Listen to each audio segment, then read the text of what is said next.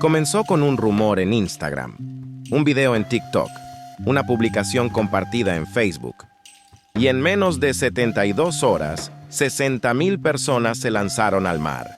Nadaron entre olas heladas, treparon por rocas resbaladizas, se empujaron unos a otros en la desesperación.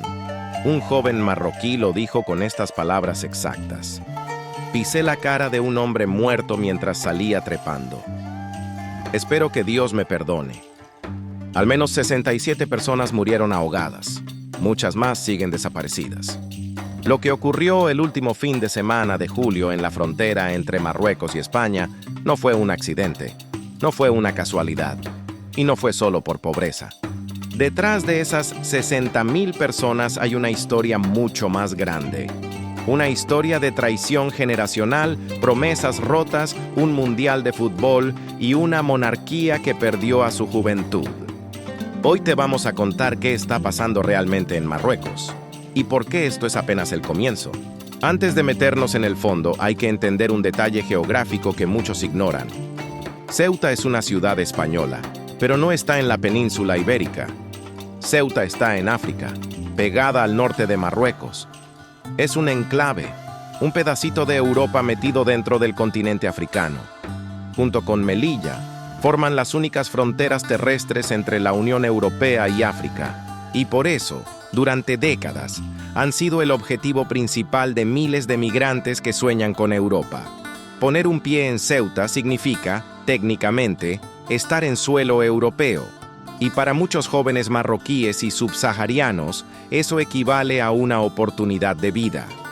El problema es que Ceuta está separada del territorio marroquí por una valla de 6 metros con concertinas. Por mar, la distancia entre la playa marroquí de Fnidek y la costa española son apenas unos cientos de metros. Nadar es posible, pero también mortal. Y eso es exactamente lo que pasó en la última semana de julio de 2026. La chispa fue digital. Según reportó la agencia Associated Press, todo comenzó con publicaciones en Instagram que sugerían que la frontera entre España y Marruecos se estaba abriendo. Luego aparecieron cuentas de Facebook que supuestamente rastreaban las patrullas de la Guardia Civil Española y videos en TikTok mostrando exactamente por dónde nadar para evitar ser interceptado. En cuestión de horas, la información se volvió viral entre la juventud marroquí. Autobuses abarrotados comenzaron a llegar a Fnidek, la ciudad marroquí junto a Ceuta. Los trenes regionales se llenaron. Los taxis se agotaron. Muchos vendieron sus pertenencias para pagar el pasaje. Para cuando las autoridades reaccionaron, se calcula que unas 60,000 personas ya estaban en la frontera, el mayor repunte migratorio entre Marruecos y España en años. Pero hubo un segundo detonante, uno legal, no digital. A comienzos de julio, el Tribunal Supremo Español dictó una sentencia que confirmaba algo importante: que la ley no permite las llamadas devoluciones en caliente para los migrantes que intentan entrar a nado en Ceuta y Melilla. En pocas palabras, si un migrante llegaba por mar a suelo español, no podía ser expulsado inmediatamente.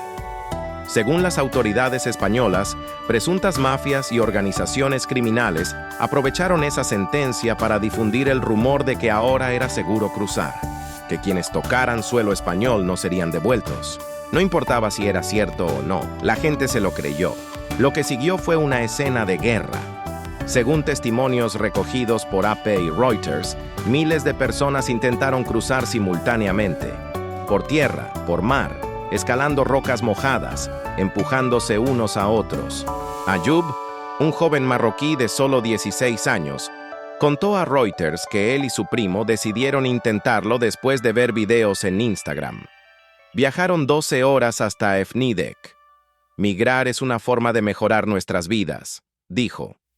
Decidimos intentar cruzar y confiar en Dios. Fátima, de 25 años, ya había intentado cruzar 20 veces antes. 20. Esta vez lo logró, pero muchos otros no. El agua estaba fría, las olas altas. Los agentes españoles y marroquíes se vieron completamente desbordados. La gente se ahogaba mientras otros trepaban por encima de sus cuerpos. A comienzos de agosto, la cifra oficial confirmada era de 67 muertos, la mayoría ahogados. Muchos siguen desaparecidos, y España terminó desplegando a las Fuerzas Armadas para controlar la frontera por primera vez en años. Unas 37.500 personas ya fueron repatriadas a Marruecos. La mayoría de los 60.000 tuvieron que regresar. Solo unos pocos afortunados lograron quedarse en Ceuta. Pero la pregunta que casi nadie está haciendo es esta: ¿por qué? ¿Por qué 60.000 personas, muchas de ellas jóvenes con estudios, con empleos, con familias, se lanzaron al mar sabiendo que podían morir? La respuesta no es simple, y es peor de lo que parece. Marruecos no es un país en colapso. Los números macroeconómicos son estables. Según proyecciones del Fondo Monetario Internacional, la economía marroquí crecerá 4,4% este año, después de haber crecido casi 5% el año pasado. La inflación está bajo control, en apenas 1,6%. El país está invirtiendo miles de millones en infraestructura, nuevos puertos, autopistas, trenes de alta velocidad. Está modernizando su industria automotriz. De hecho, Marruecos ya se posiciona como uno de los mayores exportadores de autos de África. Y se está preparando para ser sede del Mundial de Fútbol de 2030, junto con España y Portugal. Sobre el papel, Marruecos es una historia de éxito africano. Pero hay un detalle que rompe todo.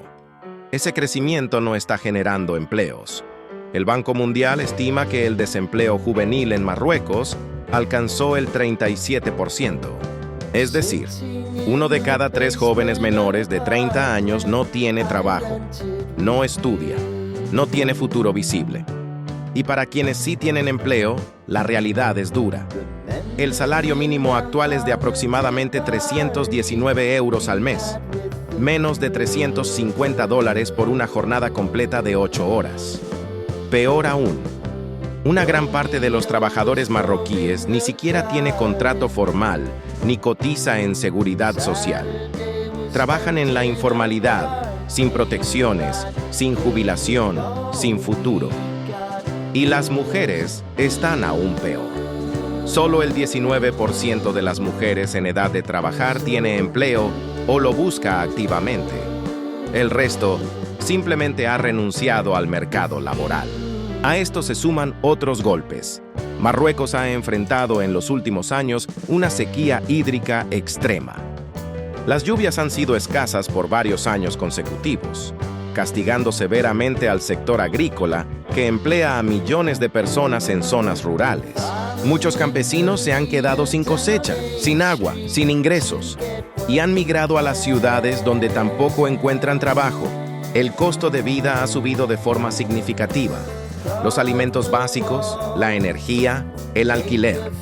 Mientras tanto, la deuda pública sigue creciendo, presionando el presupuesto del Estado. Y aquí viene un punto que enfureció a toda una generación: el gasto del gobierno en el Mundial de Fútbol de 2030.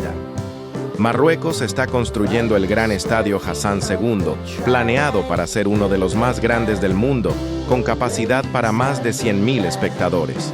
Está renovando aeropuertos, estadios y hoteles. Está gastando miles de millones para preparar el evento. Pero los jóvenes marroquíes ven eso y se preguntan: ¿por qué hay dinero para estadios pero no para hospitales? ¿Por qué se invierte en el fútbol pero no en las escuelas públicas?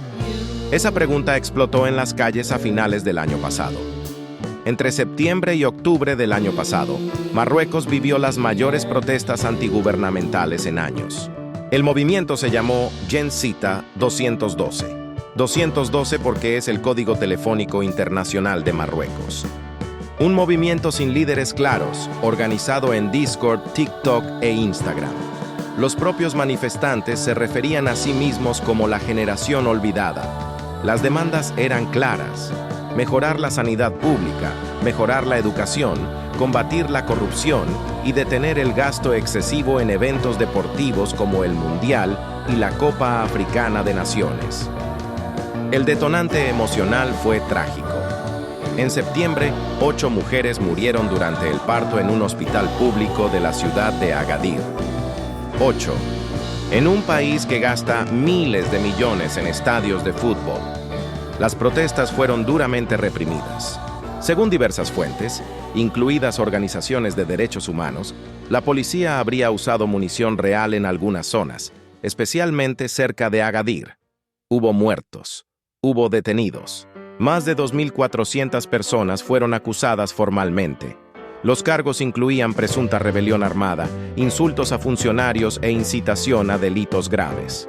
Muchos siguen detenidos en espera de juicio. El rey Mohamed VI intentó apaciguar la situación. Se anunció un aumento del 16% en el presupuesto de salud y educación. Se prometieron ayudas para candidatos jóvenes menores de 35 años que quisieran participar en política. Pero para muchos jóvenes ya era tarde. La confianza estaba rota. Y entonces llegó el rumor. Y llegó Ceuta. Aquí está lo más impactante de esta crisis. Entre los 60.000 que intentaron cruzar no había solo pobres, no había solo desempleados, no había solo ninis, había jóvenes con títulos universitarios, había profesionales con empleos formales, había familias de clase media que vendieron sus autos, sus muebles, sus ahorros para intentar cruzar. La Asociación Marroquí de Derechos Humanos, la más influyente del país, lo dijo con todas sus letras. Esto no es solo una crisis económica, es una crisis de esperanza. Un país donde 1 de cada 3 jóvenes no ve futuro, donde protestar te lleva a la cárcel, donde los servicios básicos se deterioran mientras se construyen estadios, donde el rumor de una frontera abierta basta para que 60.000 personas se lancen al mar. Un titular lo resumió mejor que nadie. No hay trabajo. No hay derechos, no hay futuro. Esa frase, dicha por los propios jóvenes marroquíes en la frontera, resume mejor que cualquier estadística lo que está pasando en el país. España enfrentó la crisis en 2 frentes: contención y política. En la contención, el gobierno de Pedro Sánchez desplegó a las Fuerzas Armadas en Ceuta. Se reforzó la vigilancia marítima. Se aceleraron las repatriaciones con la colaboración marroquí. Y la Guardia Civil se encargó del rescate de decenas de personas atrapadas en el agua. En lo político, Sánchez denunció públicamente lo que llamó una respuesta egoísta de varios países miembros de la Unión Europea. España pidió ayuda al bloque. Casi nadie respondió. La primera ministra italiana, Giorgia Meloni, fue en la dirección contraria. Amenazó con medidas extraordinarias contra España, incluyendo, según reportes, la posible suspensión de la participación española en el espacio Schengen, es decir, en la libre circulación europea. Dentro de España, la ultraderecha aprovechó el momento. Santiago Abascal, líder del partido Vox, escribió que Sánchez se comporta como un enemigo del pueblo español y pidió su destitución inmediata. Esto puede convertirse en una crisis política mayor y podría cambiar el mapa de la política española de cara a las próximas elecciones.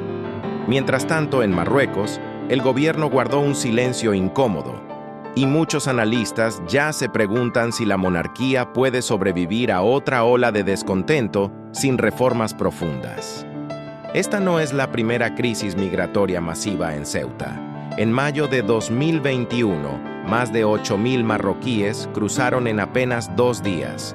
En aquella ocasión, fue interpretado como una presunta represalia política del gobierno marroquí contra España por un asunto diplomático relacionado con el Sahara Occidental. Esta vez el patrón es diferente. No fue orquestado desde arriba, vino de abajo, de las redes sociales, de la desesperanza, del rumor viral. Y esa es exactamente la razón por la que es más peligroso. Cuando una crisis migratoria se convierte en una decisión colectiva, viral e imparable, ni las patrullas, ni las vallas, ni las Fuerzas Armadas pueden detenerla. Porque no está atacando una frontera física. Está atacando algo mucho más profundo. La creencia de toda una generación de que su país no tiene nada que ofrecerle.